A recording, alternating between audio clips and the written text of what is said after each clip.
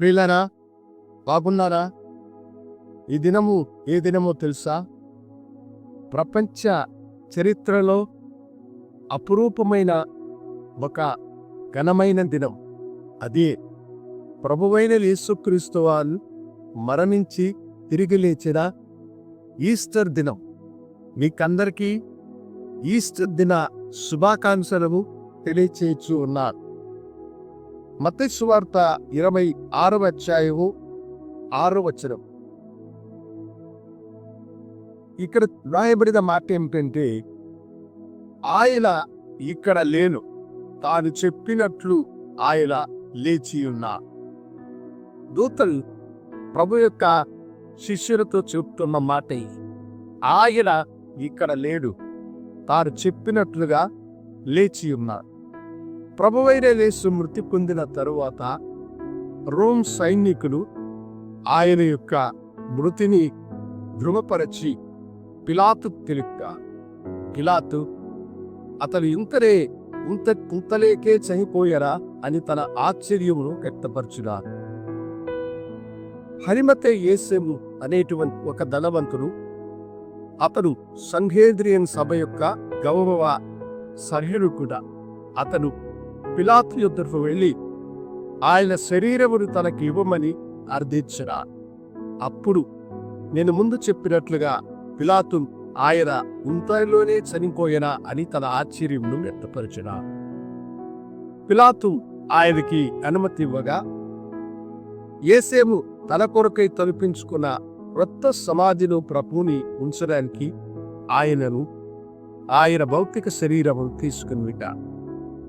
మొదటి రాత్రి ప్రభువుని దర్శించిన నికోదేము కూడా ఆయనతో కలుసుకుని దాదాపు 150 సేరుల ఎత్తుగరిగిన బోళముతో ప్రభు యొక్క దేహమును సుగంధ ద్రవ్యములతో వారు శుద్ధపరచి కొత్త నారపట్టుతో ఆయనకు చుట్టి ఆయనను సమాధిలో ఉంచిన. యూదులు పిలాతు దగ్గరకు వెళ్ళి, ఈ వంచకుడు బ్రతికున్న దినములో తాను తిరిగి లేస్తానని చెప్పినాడు కనుక ఆయన శిష్యులు ఆయన శవమును ఎత్తుకుని పోయి ఆయన లేచినాడని ప్రచురం చేస్తారు. ఆ శవమును భద్రపరచడానికి మాకు అనుమతి ఇవ్వవలసిందిగా చెప్పారు. అడిగా, పిలాతు మీకు ఇష్టం వచ్చినంత వరకు మీరు భద్రతని ఏర్పాటు చేయని చెప్పారు. వారు రోమ్ సైనికులు దశల వారిగా శిక్షుల వారిగా ఆ సమాధికి కావలి ఉన్నారు. వారు సమాధికి కావలి ఉన్నారు.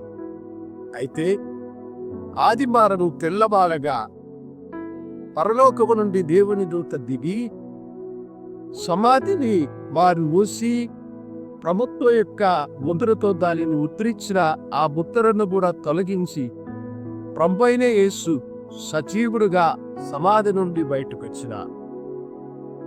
ఆయన ఇక్కడ లేడు, ఆయన చెప్పినట్టుగా తిరిగి లేచినాడన్న మాట అక్షరాల సత్యమైనది. ఈ ప్రపంచములోని ఖాళీ సమాధి నేటికి యెరూషలేములో ఉన్నది. ఆ సమాధి మీద నాయబడిన వాక్యం ఇదే, ఆయన ఇక్కడ లేడు, ఆయన తిరిగి లేచి ఉన్నాడు. లేచిన దేవుడు ప్రతి వారి యొక్క హృదయములు జీవించుచున్నాడు. యేసు నా హృదయములు జీవించుచున్నాడు, నీ హృదయములు జీవించుచున్నాడు. ఆ జీవము కలిగిన ప్రభుని నీ సొంత రక్షకునిగా దేవునిగా అంగీకరించుకే నీవు మరణించినా ఆయన నిన్ను లేపి పరలోక భాగ్యముని కనుపరిస్తా. దేవుడు తన వాక్యం దీవించుగాక. గనుడా, పునరుత్థానపు శక్తిని బిడ్డలకు మీరు అనుగ్రహించి ఆశీర్వదించమని యేసు నామమున నిమ్మడుకుంటున్నాము తండ్రి. ఆమె శుభోదయం. ప్రభు మిమ్మల్ని దీవించుగాక.